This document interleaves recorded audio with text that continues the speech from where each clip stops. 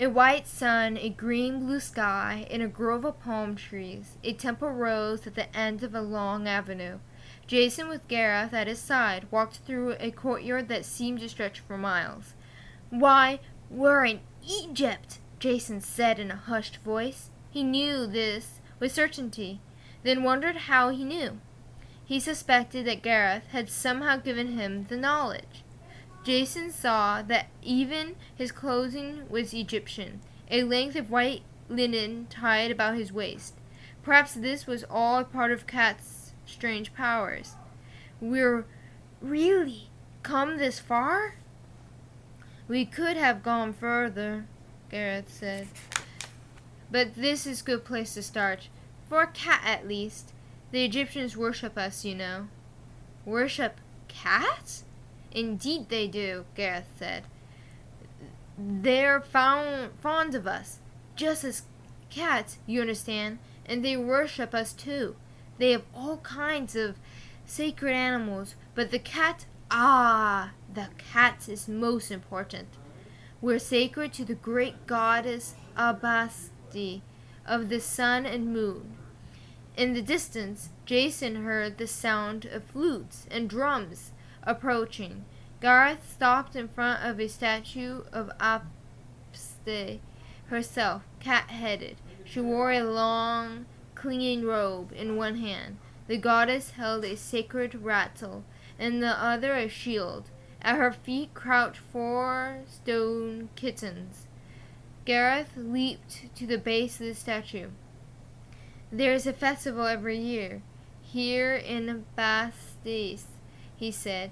"It's the sacred city of the cat goddess, and the ceremonies are very fancy. Get behind the statue and you can watch. I'll stay here." Gareth squeezed himself in among the kittens. With his tail curled round in front of him, his ears up, he sat as motionless as the statue itself. The music grew louder. Worshippers began to fill the courtyard. Jason couldn't begin to count them, but he guessed there must be thousands. Lines of white-robed priests swayed along the avenue toward the temple. Some carried sacred rattles, others held staves topped with glittering golden statues of cats. Chanting voices filled the air with the hymn of the great cat. "The head is the head of the sun god. Thy nose is the nose of Thoth. Thine ears are the ears of Osiris, who hears the voice of all who call upon him." Jason understood the language as if he had always known it. Was this one of Gareth's magic? The magic of flutes wavered like pale blue streaks against the clouds. As the procession passed, the crowd followed after. Some were dressed in robes or skirts of linen. They carried great baskets of flowers and trays of fruit. The worshippers took up the chant. "Thy mouth is the mouth of Atum. Thy heart is the heart of Puth. Thy teeth are the teeth of the moon god." The music and singing filled Jason's whole body as the hymn continued.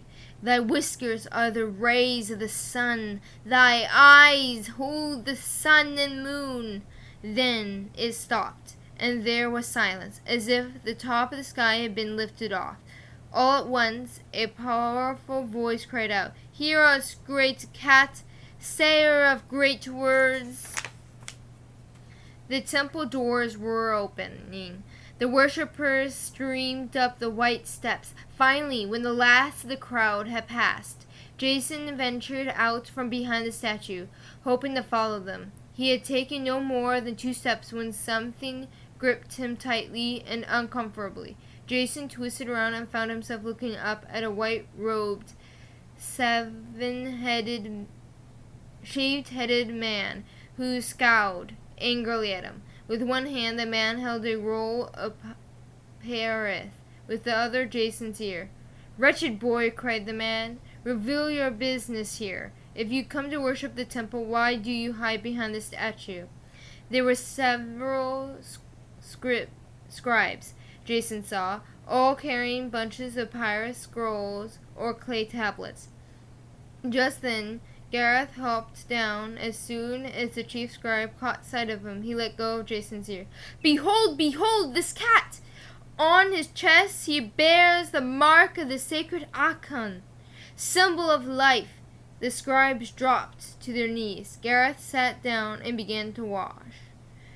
After the scribes had got through the worshipping, and Gareth had got through washing, the chief scribe reached into a fold of his robe and brought out a leather purse. "My dear friend," said the chief scribe in an oily voice, "forgive me for pinching your ear. I didn't realize you were accompanied by such a distinguished and curiously marked creature. Tell me one thing. How much gold will you take for him?"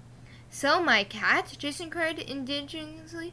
"Oh, crafty maker of letters," interrupted one of the miner's scribes, "it would be less expensive if we simply took this cat and left the boy in care of a sacred crocodiles." The chief scribe stroked his chin and looked carefully at Jason. "You suggested what has merit," he said. It was, in fact, about to say the same thing. "O learned keeper of the scrolls," a sub-miner scribe timidly ventured, "remember the cat bears the sacred Anna. It is a powerful sign. Who knows what vengeance he might take?" "My obligation exactly," said the chief scribe. "I don't know who you are," Jason burst in, "but I don't think you have any right to stand there and talk about taking somebody's cat away and throwing somebody else to the crocodiles." "I'm afraid," said the chief scribe, "that you don't understand. For many months we have sought the one cat in all Egypt that will be able to please the mighty ruler of the great house, King Nectar Eket. May he have life, health, and strength." "Life, health, strength!" shouted the minor scribes. "Life, health, strength!" echoed the sub-minor scribes. "And so," went on the chief scribe, "when we saw your cat and the mark on his chest, it occurred to us that he might indeed be the one. Under whose circumstances, my young friend, we entreat you to come to the great house and allow the Lord of the two lands of Egypt to gaze upon your cat." "Well," Jason said reluctantly, "I suppose he could gaze if he wanted to, but that's all." "Naturally," said the chief scribe, smiling blandly. "No one would dream of forcing you to do anything against your will." "All right then," Jason said, "but don't forget only gazing." "Your head is full of wisdom," said the chief scribe. "I can tell you no. If you hadn't agreed, you'd have very likely had to take your chances with the crocodiles." "Yes," Jason sighed. "That's what I thought." The scribes led Jason and Gareth to the river and down a flight of stone steps, where the royal barge waited. Once all had climbed aboard, the oarsmen shoved off and began rowing at top speed. For several days the barge skimmed along the Nile. Finally, Jason asked how long it would be until they reached the great house.